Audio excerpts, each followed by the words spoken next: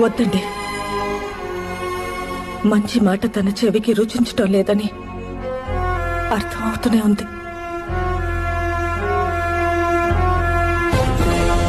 అమరేంద్ర బాహుబలి, నీ ముందున్నవి 2 దారులు.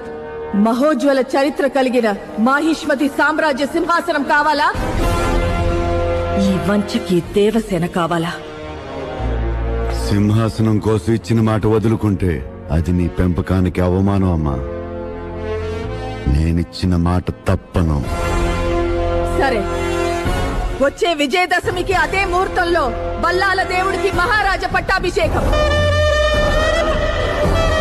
సర్వ సైన్యాధ్యక్షుడి హోదాలో బాహుబలి పర్యవేక్షణలో ఆ మహోత్సవం జరగాలి. రాజమాత, ఒక్కసారి ఆలోచించండి. ఇదే నా మాట. నా మాటే శాసనం.